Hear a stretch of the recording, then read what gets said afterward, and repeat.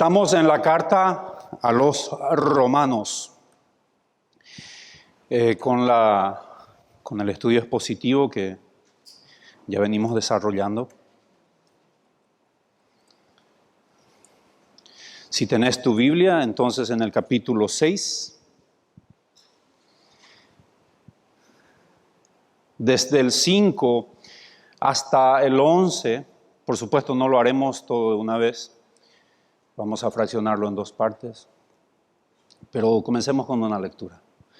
Porque si fuimos plantados juntamente con Él en la semejanza de su muerte, así también lo seremos en la de su resurrección.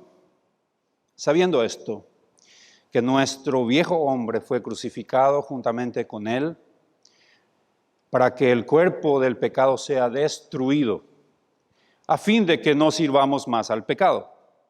Porque el que ha muerto ha sido justificado del pecado. Y si morimos con Cristo, creemos que también viviremos con Él, sabiendo que Cristo, habiendo resucitado de los muertos, ya no muere, la muerte no se enseñorea más de Él. En cuanto murió al pecado, murió una vez por todas, mas en cuanto vive para Dios, vive. Así también vosotros, consideraos muertos al pecado, pero vivos para Dios en Cristo Jesús, Señor nuestro. La doctrina de que nuestra redención es solamente por gracia y únicamente por gracia ha creado muchos conflictos en los que son los liberales, aquellos que dicen, y nuestro hermano domingo anterior nos ha explicado, que piensan que justamente porque estamos en la gracia tenemos la libertad, la mal utilizada palabra libertad cristiana, y en cuanto más pecamos, más es glorificado. Cristo es una falacia. Como también están los legalistas que piensan que porque sencillamente descansamos en la gracia, es completamente torcido para ellos creer que alguien pueda vivir solamente en la gracia como se le antoje y su seguridad está asegurada porque solamente es por gracia.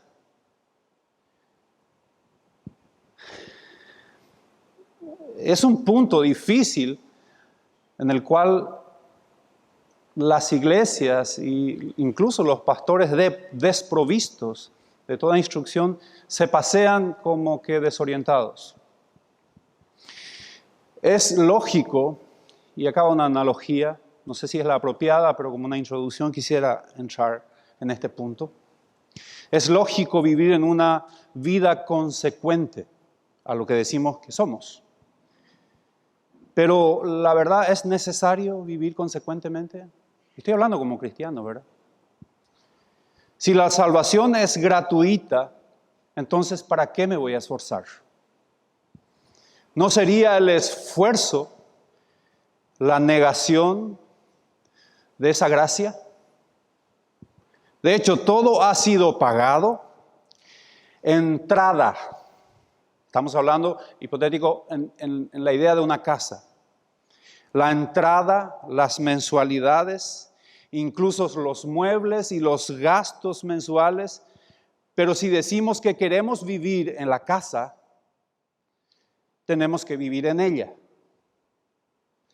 ¿Para qué decir que la casa nos interesa si luego viviremos en la calle?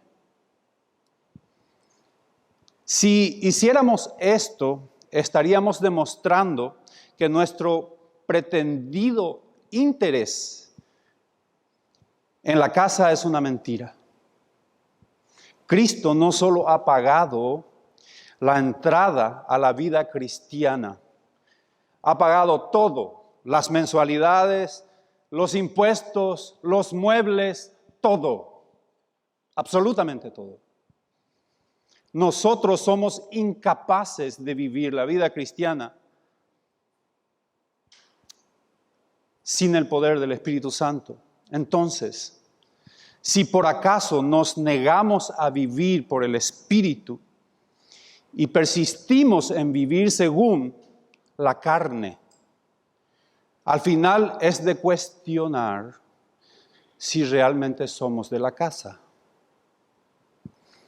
¿Hemos de ocupar la casa que tan gratuitamente Dios nos ofrece? ¿Hemos de vivir en ella y cuidarla y disfrutarla? La salvación es gratuita, hermanos. Pero hemos de vivir en ella.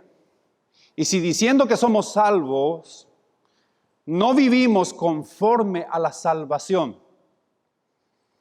entonces nuestras palabras suenan huecas, sospechosas de ser reales y finalmente falsas.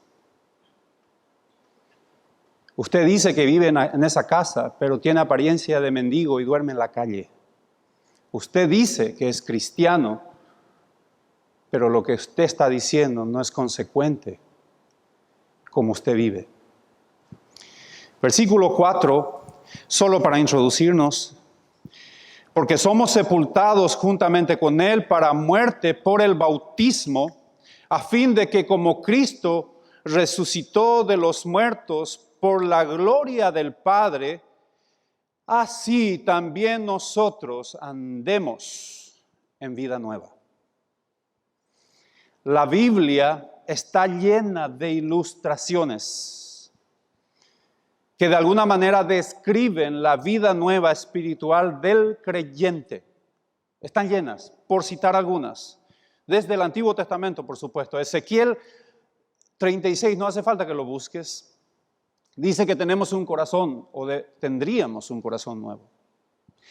La misma cosa en el capítulo 18, dice que tenemos un espíritu nuevo.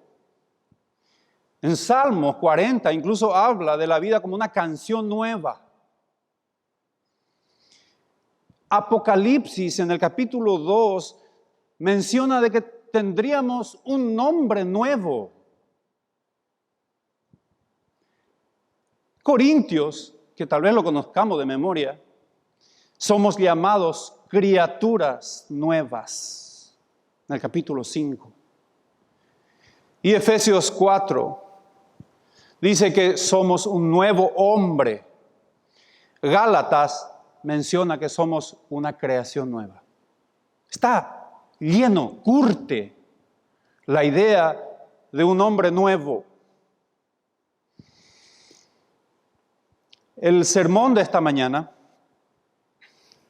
para anotarlo, sería muertos en Cristo para vivir.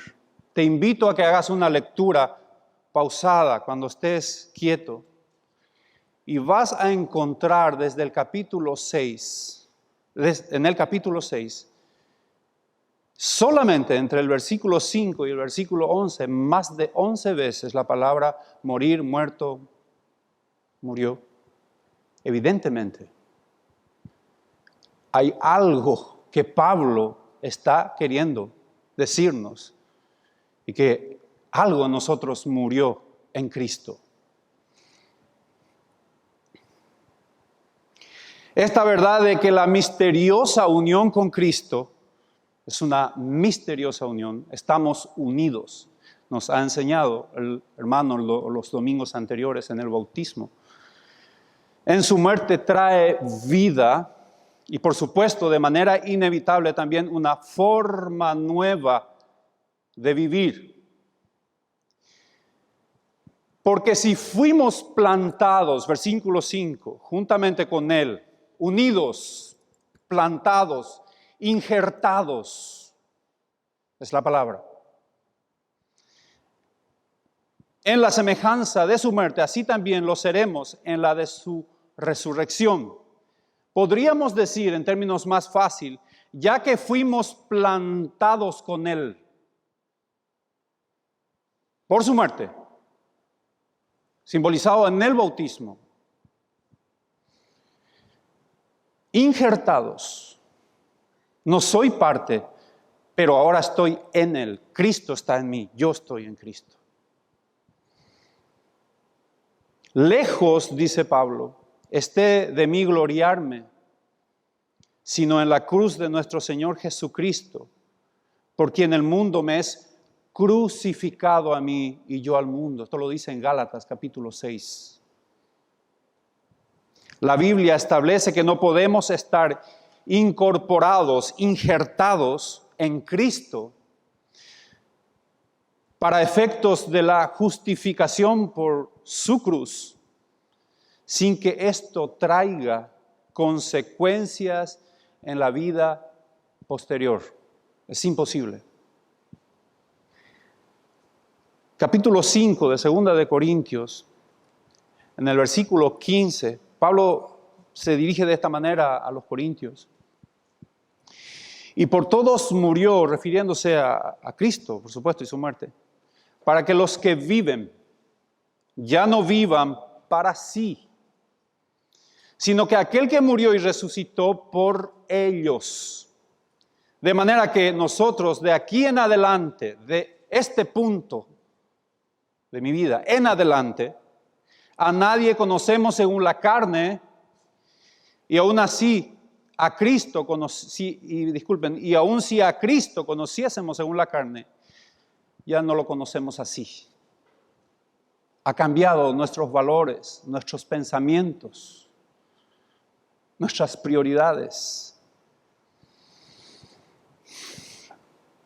Miremos a un árbol. Las frutas de naranja, vamos a tomar el ejemplo o la planta de un naranjo. Las frutas de naranja que están presentes en el árbol del naranjo, evidentemente no pueden salir sandías. Eso es más que evidente.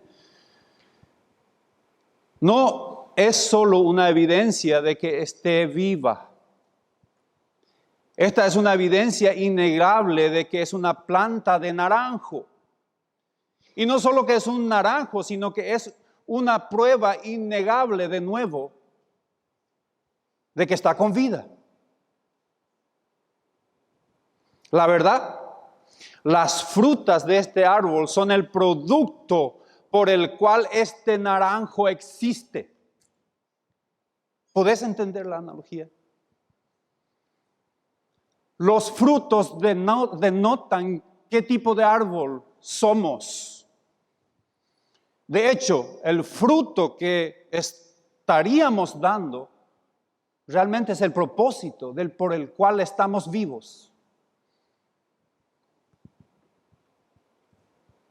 Una enseñanza que no se debe instalar en la mente del pecador es que el que acepta la salvación y después vive según sus propias leyes y que viva para sí mismo, esta idea no debe de instalarse en un pecador. Y cuando hablo de pecador, hablo de los que estamos en la iglesia y de los que están fuera de las iglesias. Y veremos por qué estoy diciendo de esta manera.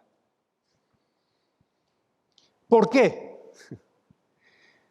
El que fue justificado, y Romanos hasta el capítulo 8 habla 3 temas muy importantes. Condenación, hasta el capítulo 3 y algunos versículos. Santificación, hasta el capítulo 5. Y ahora está hablando de santificación. Dije bien, ¿verdad? Condenación, justificación, santificación. El que fue justificado, disculpen, me corrijo, es también santificado. Es decir, aquel que es santificado es, por supuesto, resultado directo de su justificación. Lo voy a decir de otra manera. Mi querido, si estás en IBG, en la Iglesia Bíblica de la Gracia, 1 año, 5 años, 10 años, yo no sé cuántos años, y no estás caminando en la santidad, es algo preocupante. Te diría que tu alma está en grave peligro. ¿Por qué?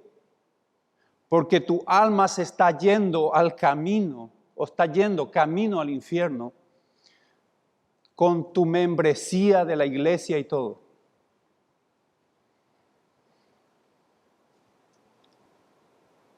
Yo no puedo decir estoy justificado y en mi vida no existe santificación. La santificación es directamente proporcional a la justificación y viceversa. Es una falacia decir, y vamos a entrar en detalles, estoy en la iglesia y soy de Cristo y vivo como un demonito. De lunes a domingo, 9 menos cuarto. Después me pongo el traje de cristiano. Hasta las 11:20 por ahí.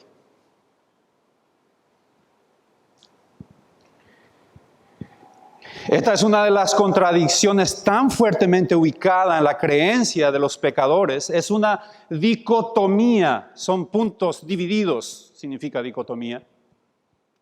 Tan profundamente grave que no puede sostenerse por sí sola, a no ser que lo haga a cuestas de la traición de la fe que nos ha sido entregada por los santos, como Judas bien lo dice. Para sostener eso tengo que traicionar la doctrina.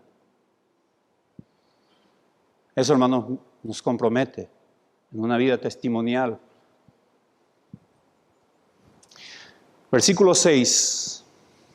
Sabiendo esto, ¿vieron la palabra? Esta es una palabra que apela al conocimiento común que debería de existir entre los creyentes en la iglesia. El apóstol está diciendo en términos más simples, ustedes deberían de estar conscientes. Es decir, no pueden ser inconscientes o ignorantes a esta verdad. ¿Por qué, Pablo?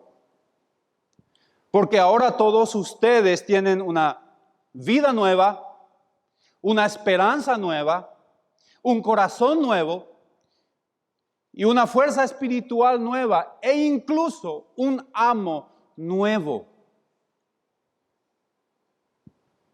Cuando fuimos redimidos, cuando nos salvó, nuestro viejo hombre fue crucificado, esto es, fue completamente destruido y sometido a muerte.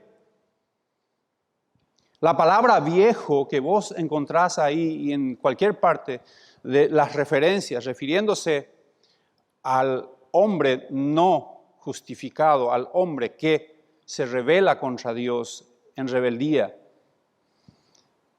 La palabra viejo no hace simplemente referencia a una edad cronológica, ¿no? Pablo no está usando esa idea, sino que se refiere a algo desgastado por completo, que está quedándose inútil, o tal vez, y mejor dicho, que es inservible y que solo podría ser arrojado al basurero, sin ningún final útil, sino el de ser destruido.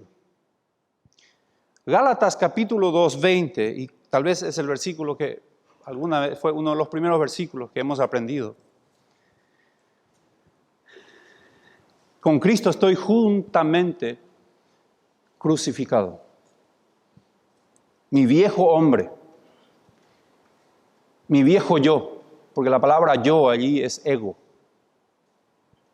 se encuentra muerto y sin existencia. Cuando el apóstol hace la referencia al viejo hombre mencionado en Romanos 6, él está teniendo en cuenta al hombre no regenerado, al inconverso. Este hombre que desciende de Adán, también lo hemos estudiado en domingos anteriores, el que detalla en el capítulo 5, y a propósito es la persona que está apartada de la redención, se encuentra posicionado en sus delitos y pecados ante los ojos santos de Dios. Existe una perspectiva que el doctor MacArthur lo menciona como visión dualista. Él describe esta visión, no es su perspectiva, al contrario. Esta perspectiva dice que el cristiano posee dos naturalezas, pudiendo llevar una percepción, quien entiende esta perspectiva o esta posición, una percepción tóxica y finalmente dañina.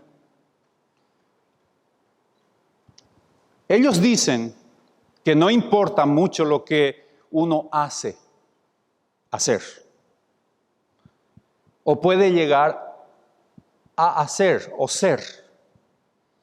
En realidad son las cosas espirituales las que tienen importancia, como las intenciones y los pensamientos.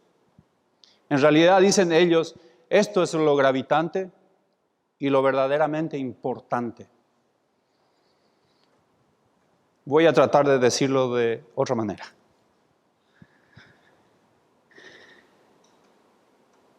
Yo estoy apartado del Señor hace 15 años. ¿Escucharon ya ese verso, verdad? Pero yo igual oro. Igual participo de los cultos. Algunos cultos virtuales, no es presencial. A algunos les llegó muy bien este asunto. Y de acuerdo a lo que dice el pastor, entonces este es mi pastor, estoy en tal plataforma y asumo. Yo me estoy congregando virtualmente. Sigo yéndome a las discotecas. Ese asunto del alcohol y los excesos, no te vaya a preocupar. Igual yo acepté a Cristo, amigo. No importa lo que hagas, no importa lo que vos declares. A esto MacArthur lo llama una posición dualista. Algunos hemos sido adoctrinados de que en nuestra vida cristiana existen dos naturalezas. Algunos lo dibujan de esta manera: el arbolcito chiquito que nacieron juntos y a uno le regué más y ese tomó altura. Algunos el perro blanco y el perro negro, ¿conocen esa historia? Están vivos los dos. De acuerdo a quien yo alimente, toma fuerza y vigor y voracidad y bravura. Esto no es cierto. Nuestra naturaleza, nuestro viejo hombre, ha muerto en Cristo. Por supuesto, las iglesias dualistas o comunidades como estas, y no deberían de sorprendernos, o peor todavía, no debería de dejar de sorprendernos. Allí es común ver entre los miembros, incluso entre los líderes, este tipo de pensamientos y comentarios. También es notorio y usual ver líderes permisivos en cuanto al pecado y la ausencia absoluta de disciplina en nombre de la tan falsa libertad cristiana, que seguramente lo estaremos desarrollando domingo siguiente. Punto interesante, a ver, en el versículo 6 de vuelta. Sabiendo esto, que nuestro viejo hombre fue crucificado juntamente con él.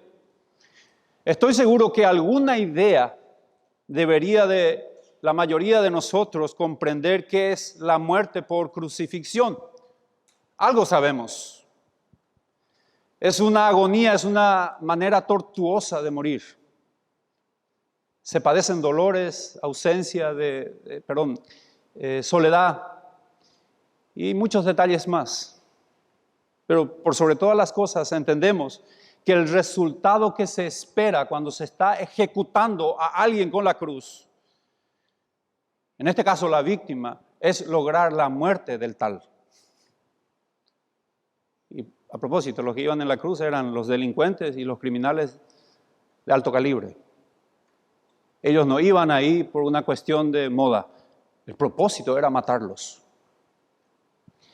Pablo dice que nuestro viejo hombre fue crucificado. No es que se crucificó y quedó colgado ahí. La idea es que murió. Ha muerto en Cristo. Aquí Pablo está diciendo que mi antiguo yo fue ejecutado con Cristo.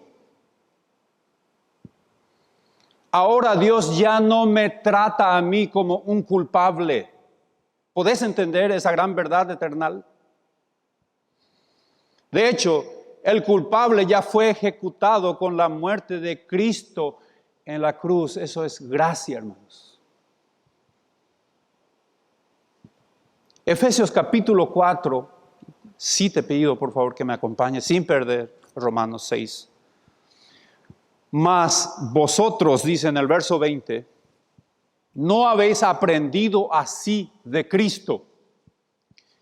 Si en verdad habéis oído y habéis sido por él enseñado conforme a la verdad que está en Jesús, en cuanto, versículo 22, la pasada manera de vivir, despojaos del viejo hombre que está viciado conforme a los deseos engañosos y renovaos en el espíritu de vuestra mente y vestíos del nuevo hombre creado, fíjate en esa palabra, según Dios, en la justicia y santidad de la verdad. Este es el nuevo hombre.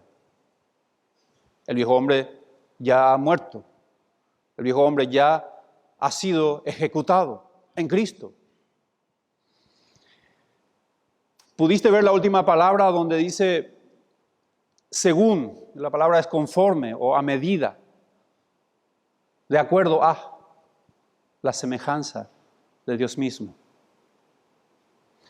En el verso 21 de Efesios ahí, y el verso 24 donde dice despojaos y vestíos, Pablo no está dando una amonestación. Él no está dando una amonestación en los escritos originales. No voy a entrar en esos detalles, pero es digno de ser investigado. Ni tampoco está dando una orden. Él está haciendo una afirmación de un hecho que ya ha sido consumado o realizado.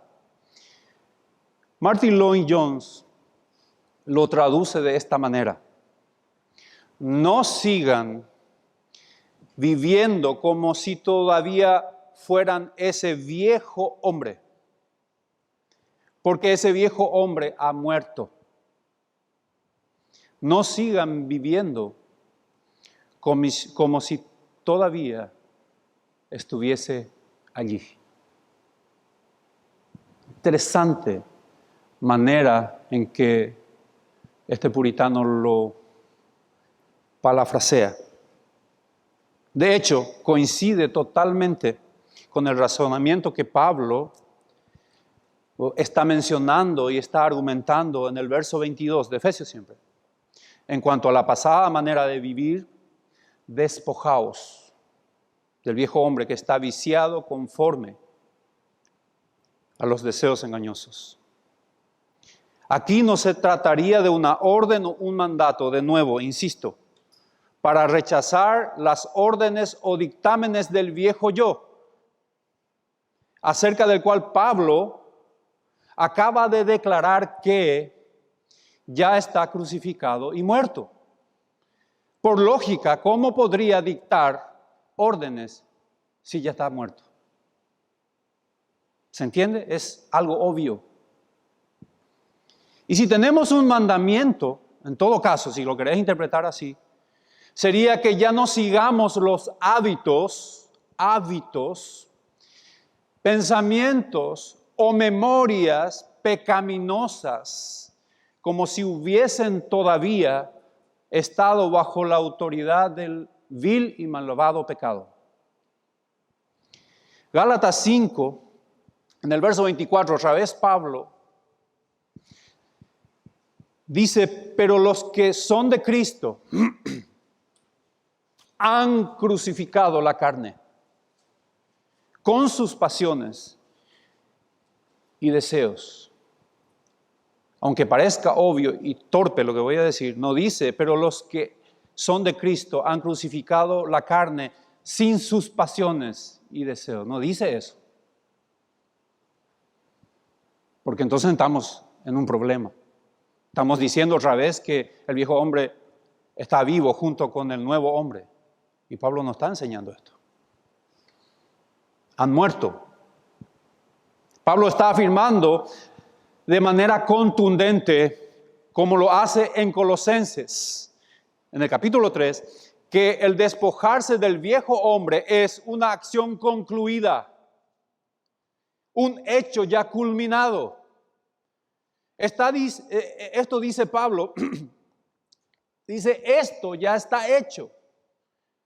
Es irreversible, dice Pablo. Colosenses 3, en el versículo 9, 3, en el versículo 9, no mintáis los unos a los otros, habiéndoos despojado. Acá es un hecho. Es un hecho del viejo hombre con sus hechos. ¿Pudiste notar? De vuelta, santificación sin justificación no existe. Justificación sin santificación es un engaño a tu corazón. Es una falacia sutilmente instalada en el pecador.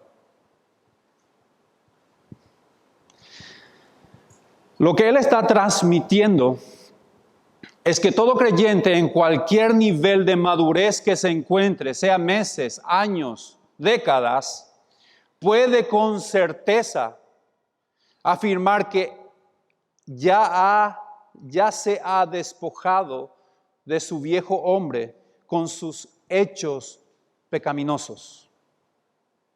Esto es una verdad absoluta.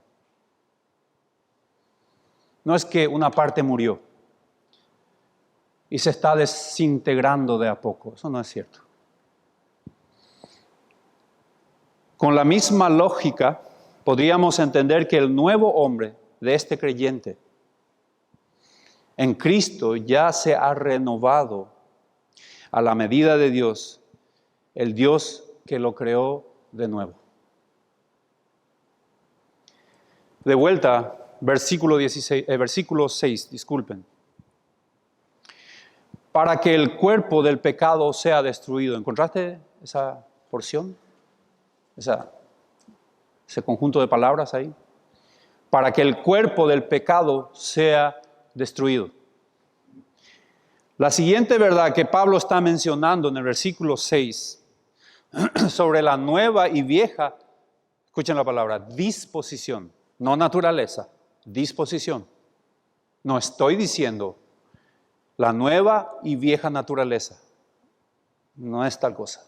Estoy diciendo la nueva y vieja disposición. Que nuestro cuerpo del pecado sea destruido. La palabra que utiliza, la expresión sea, ¿viste la palabra? Chiquitita, cortita, 3 letras, sea.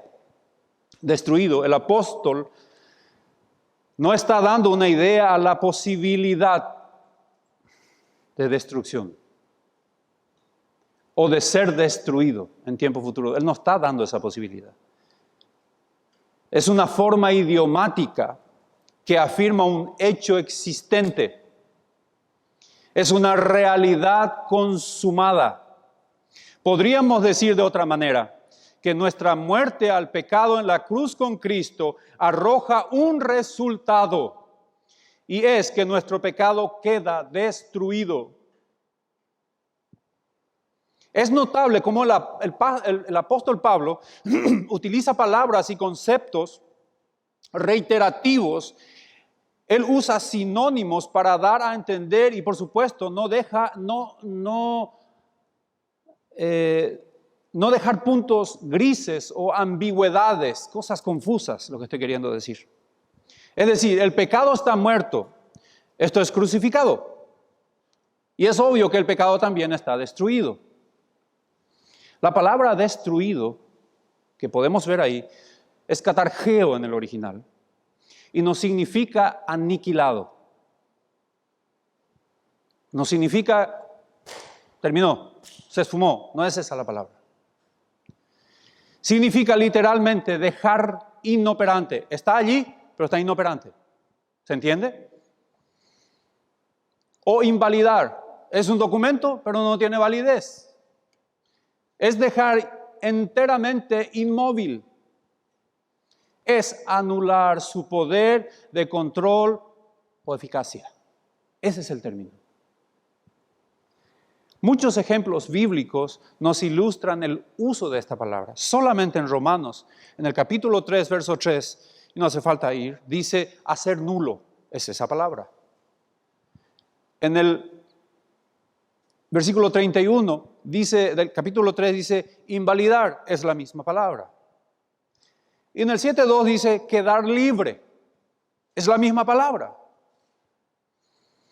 En Lucas capítulo 13 hay una parábola que dice en el verso 6, y voy a hablar de la parábola porque el contexto de la parábola, disculpen, nos muestra el uso apropiado de esta palabra. Y dijo también esta parábola, nuestro Señor Jesucristo, tenía un hombre una higuera plantada en su viña y vino a buscar fruto en ella y no lo halló. Y dijo el viñador, he aquí hace 3 años que vengo a buscar fruto en esta higuera y no lo hallo. Dice él, córtala, el dueño. ¿Para qué inutiliza también la tierra? En términos más simples, él está inutilizando el suelo en vez de darle posibilidad a otros. Esta palabra, ¿para qué inutiliza? Es exactamente el mismo uso que Pablo le está dando a que el viejo hombre ha muerto, destruido, disculpen.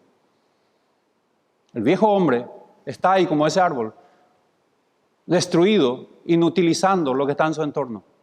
Es más, ese viejo hombre está inútil, está desactivado, está inoperante. La conciencia del pecado en nuestras vidas es totalmente proporcional a la madurez del cristiano.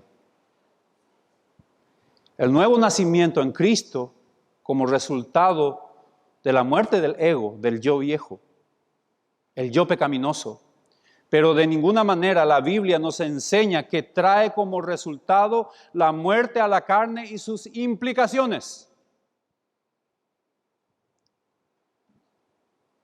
Y aquellas desafiantes actividades y pensamientos en oposición a la santidad de Dios, esto, la carne, el instrumento por el cual pecamos, seguirá ahí hasta el tiempo en que sea glorificado.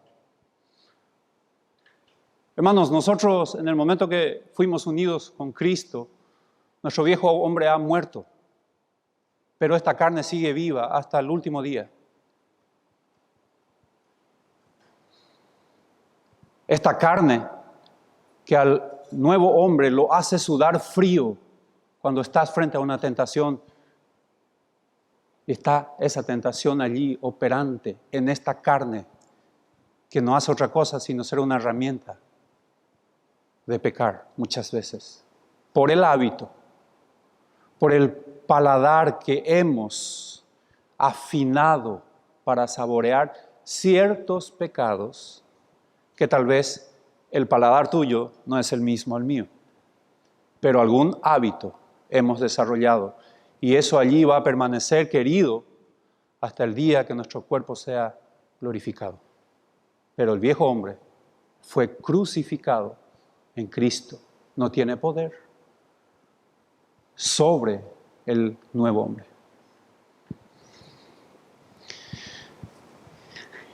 Los términos cuerpo y carne que suele utilizar Pablo hace referencia a las tendencias pecaminosas que curten y se fusionan con los placeres físicos y los deleites.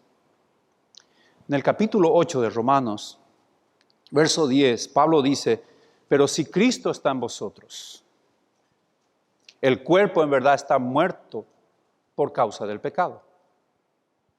Mas el Espíritu vive a causa de la justicia.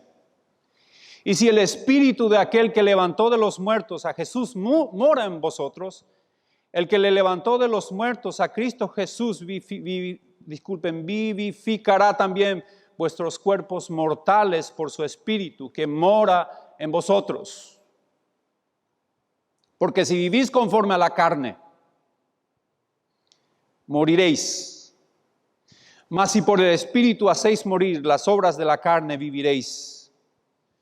Y no solo ella, sino que también nosotros mismos, que tenemos las primicias del Espíritu, y sigue. En el capítulo 12 de Romanos, todos lo conocemos, Pablo está mencionando que el cristiano puede presentar su cuerpo. En domingos más adelante, Pablo va a abordar la santificación como un cambio de amo. Hemos cambiado de amo, dueño, somos siervos. Pero inevitablemente el cristiano, o por lo menos, me corrijo, una persona puede ser dueño de uno de dos. Y no está en mi nota, pero tal vez vale explicar ahora. Un esclavo, nosotros entendemos que pudo haber llegado a esa postura por un trofeo de guerra o por una deuda que es imposible cubrir. Y entonces yo me convierto en esclavo y mi obediencia se sujeta a mi amo. Pero también existía una forma de esclavitud donde yo estaba sin sustento. No tenía forma de sostenerme a mí mismo y mi familia. Y en la cultura antigua era posible presentarse ante una persona y entregar mi obediencia a cambio de que Él me sostenga y mantenga mi integridad junto con la de mi familia. Y yo entonces, por voluntad, presentándome, me hacía esclavo. Esta idea, Pablo lo está transmitiendo en Romanos. Somos capaces de presentarnos.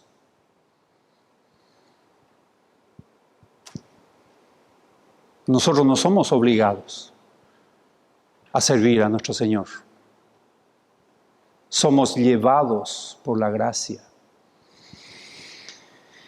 Así que, hermanos, os ruego por las misericordias de Dios que presentéis vuestros cuerpos en sacrificio vivo. Y está hablando también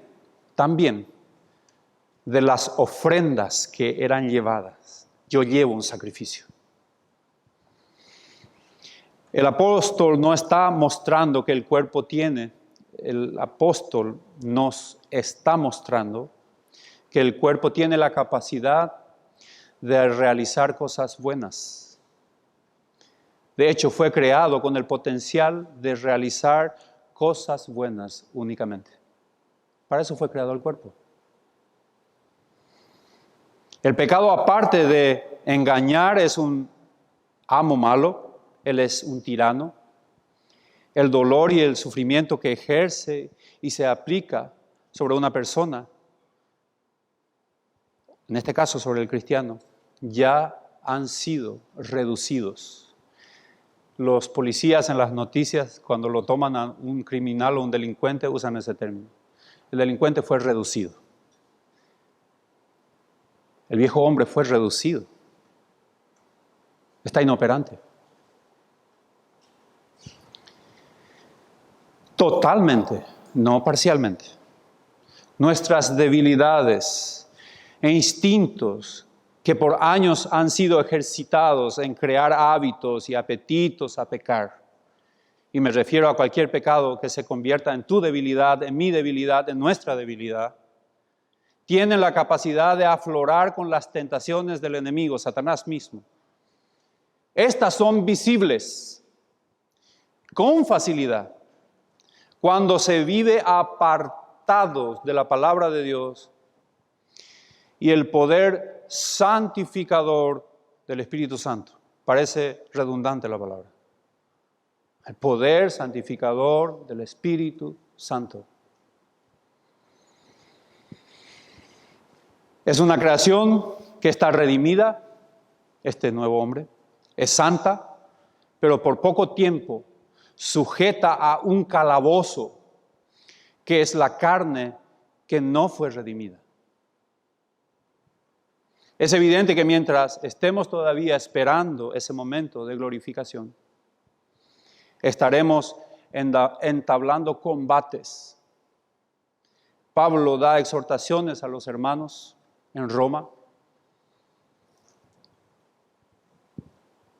sobre el conflicto que se puede dar. Y de hecho es una realidad constante en cualquiera de los hijos de Dios. Los romanos vivían en una ciudad pagana, viciados de idolatría, de desórdenes morales tremendos.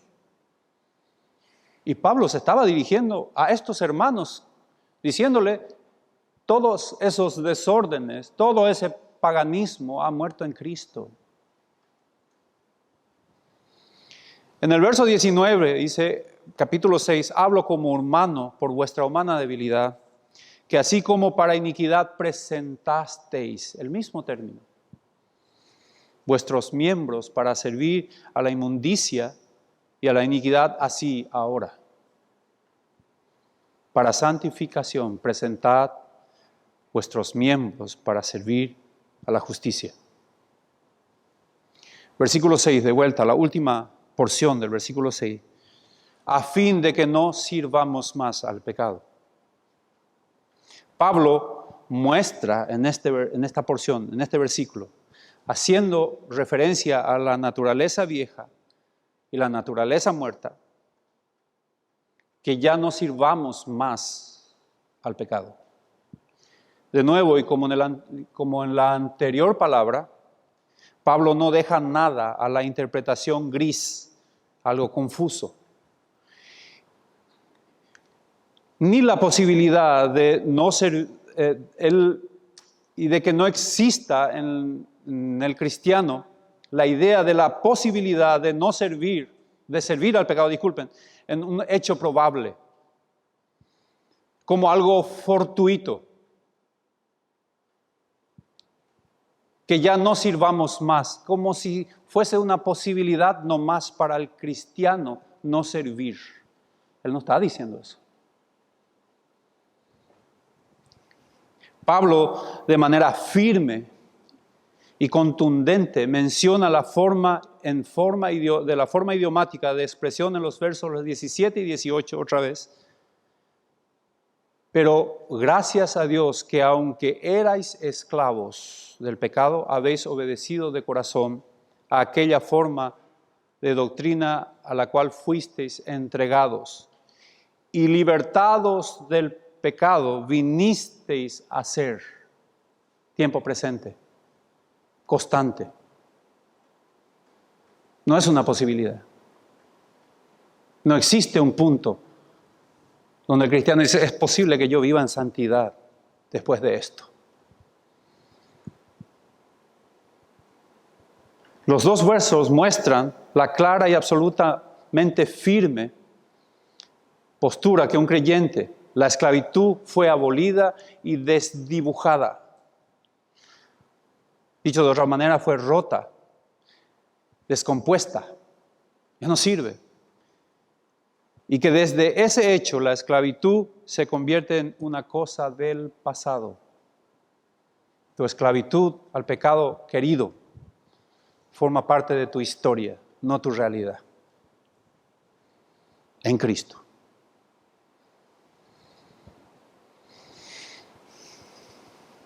De nuevo, como en muchas otras frases, Pablo menciona que el cristiano ahora es siervo de la justicia. Y esto es posible gracias a que ahora él es siervo de Dios. Siguiendo con el texto de la frase, no sirvamos más al pecado, tiene un sentido más preciso en el significado de que los creyentes ya no pueden más servir al pecado.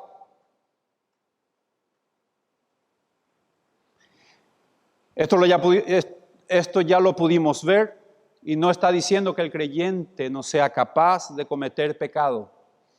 Es decir, el pecado todavía ejerce una fuerte presión en el cuerpo del pecado. Pero el creyente no está obligado Escuchen bien el término. El creyente no está obligado a cometerlo, a hacerlo, como lo solía hacer anteriormente. Casi como un mandamiento. El viejo hombre obedecía al pecado. Nuestra naturaleza, con los adolescentes siempre tratamos de mostrar figuras y nos sirven a nosotros. Querido, el cristiano sufre cuando peca. El cristiano suda frío cuando hay una tentación frente. El cristiano sufre, suda frío, teme, duele. Y finalmente confiesa. La presión del pecado está allí, en la iglesia, fuera de la iglesia, en la calle, en la casa, en un monitor. Tengo un primito que lo vi crecer, ahora es un médico, pero tenía una tentación fuertísima este ahí. Le encantaban las tomas eléctricas, le encantaban los enchufes, le fascinaba. Siempre, muchos de los que me conocen saben de este ejemplo. Casi magnetizado y casi empujado por una cosa sobrenatural, él iba con el dedito que exactamente entraba en la toma. Y el papá, achú, no lo hagas, te va a patear, eso no es tan simpático. 2 años ahí aprendiendo a hablar, caminar. Y aún dentro de la obediencia exigida por el papá, había un imán que lo estiraba hacia esa toma, hasta que un día accedió. Y justo una de dos, tocó el que no tenía que tocar. ¡Pum! Él entendió lo que el papá le dijo. Interesantemente, una semana después, ese imán seguía allí. Y cada vez que se acercaba cerquita, él recordaba que había un golpe y él mismo se decía así. No. Querido, ese impulso de pecar seguirá allí hasta el día que Cristo redima este cuerpo. Mientras tanto, será una decisión constante de obedecerlo o dejar hacer sus gustos, como si yo fuese el verdugo de aquellas acciones. Hay un cierto compromiso en nuestras vidas. Primera de Pedro, capítulo 4, verso 1. Pedro dice de esta manera: puesto que Cristo ha padecido por nosotros en la carne, vosotros también, armaos del mismo pensamiento. Pues quien ha padecido en la carne, terminó con el pecado. Terminó. ¿Existe alguna palabra que nos haga dudar de esta afirmación eterna? No. Verso 2. Para no vivir el tiempo que resta en la carne conforme a las concupiscencias de los hombres, sino conforme a la voluntad de Dios.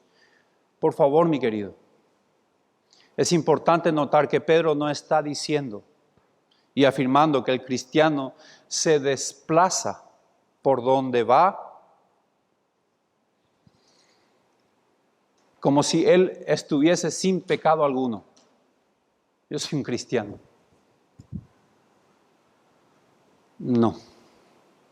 De vuelta al mismo ejemplo.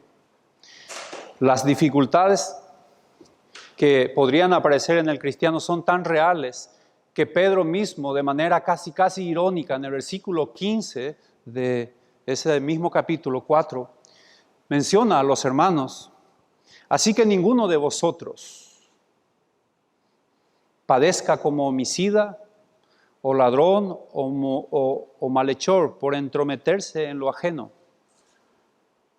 Diciéndole: cuidado, sufrir por consecuencia del Evangelio. Pero estas cosas no corresponden. Homicida sería aquellos delitos capitales del mundo antiguo. Malhechor, y esto es un paréntesis grande, es un término general que abarca a todos los delitos en general. Y entremeterse en lo ajeno, aunque parezca un término muy superficial, realmente es un desafío y es una luz para la vida espiritual del Hijo de Dios. No está hablando de meter la mano en la bolsa ajena. El término acá es entrometerse en pleitos, ser un agitador, buscar el pelo en la leche donde te vas. Esto no corresponde a un cristiano.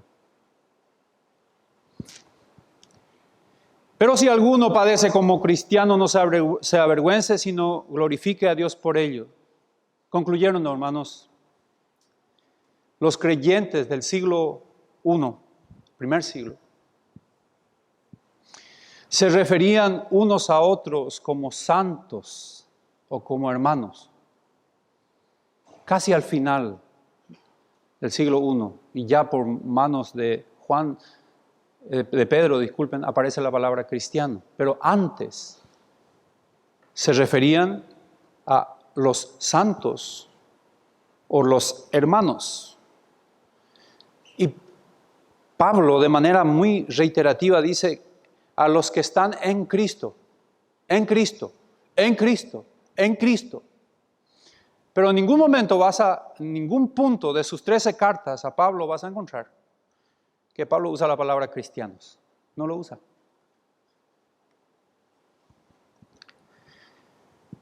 Irónicamente, el nombre cristiano no fue un nombre que los creyentes asumieron al principio para sí mismos. Todo lo contrario. Debido a que originalmente fue una designación despectiva, era un nombre discriminativo, que el mundo se lo otorgó a la comunidad de los seguidores de Cristo. Por supuesto, esto se asociaba con el odio y la persecución de estos que lo pusieron el nombre. Este se ha convertido y debería seguir siéndolo el dominante y amado prefijo o distintivo por el que se conoce a los creyentes. Esto es, a los que pertenecen a Cristo, su Señor. Ellos ya renunciaron a su viejo hombre, de hecho está muerto el viejo hombre, e incluso están dispuestos a dejar sus propias vidas como testimonio por quien murió por sus pecados, en la cruz por rescate y redención de sus almas. Este es el título de cristianos que se les fue dado a los que siguen a Cristo. Hoy el título de cristiano es un estatus sin ningún compromiso detrás. Ser cristiano hasta te da una posición mejor laboralmente hablando. Si en tu currículum pones cristiano, interesante, muchacho. Pero el término exigía entrega absoluta en el primer siglo, a tal punto de negar sus propias vidas y la de sus familiares. Un pensamiento que quisiera leer con mucho cuidado y concluir de esta manera. Dice, he creído en Jesucristo. ¿Y ahora qué? Pues ahora la fe me ha introducido en el camino cristiano, me sostendrá a lo largo del camino. El momento de creer ha de continuar como la vida de fe. Me he arrepentido de mis pecados. ¿Y ahora qué? Ahora, si el arrepentimiento ha sido auténtico, el repudio del pecado y la búsqueda de la santidad caracterizarán mi vida diaria hasta mi muerte. Me he comprometido con Jesucristo como el Señor de mi vida. ¿Y ahora qué? ¿Ahora qué? A Jesucristo ahora verdaderamente es mi Señor debe ser mi modelo y ejemplo, su palabra mi guía, su voluntad mi deseo, su vida mi vida. El Padre me ha aceptado como su hijo. ¿Y ahora qué? Ahora, si mi aceptación es cierta y verdadera, tengo que aprender a vivir como un príncipe heredero en el reino de Dios, a tener comunión con el Padre y a practicar la justicia. Me he convertido. ¿Y ahora qué? Si mi conversión fuese genuina, habré dado media vuelta y he empezado a seguir un camino nuevo. Ahora tengo que mantenerme en el camino. Vivir una vida consecuente. ¿Una vida consecuente a qué? Con la fe que he profesado, con el arrepentimiento que he manifestado, con el señorío de Jesucristo que he reconocido, con mi nueva condición de hijo de Dios, en una palabra, con mi conversión. Y Hebreos dice de esta manera, y concluyo con esta cita. Hebreos capítulo 10 dice de esto: mas el justo por fe vivirá, y si retrocediere, no agradará mi alma. Pero nosotros somos de los que pero nosotros no somos de los que retroceden para perdición, sino de los que tienen fe para preservación del alma. Vamos a orar, hermanos. Señor, muchas gracias porque siendo indignos, Señor, siendo hombres ordinarios, nuestro ser, aquel que se rebelaba contra ti en sus delitos, por tu gracia, Señor, ha sido ejecutada en la cruz con Cristo. Ya no hay dominio, el amo tirano que nos arrastra por el suelo ha sido despojado de todo poder, Señor. Vemos a nuestro Señor Jesucristo en esa cruz, venciendo la muerte con su resurrección. Señor, esta carne, este cuerpo, aún espera la redención, Señor. Descansamos en que tu provisión en todo momento nos sostendrá hasta el último día para tu gloria. En Cristo Jesús. Amén.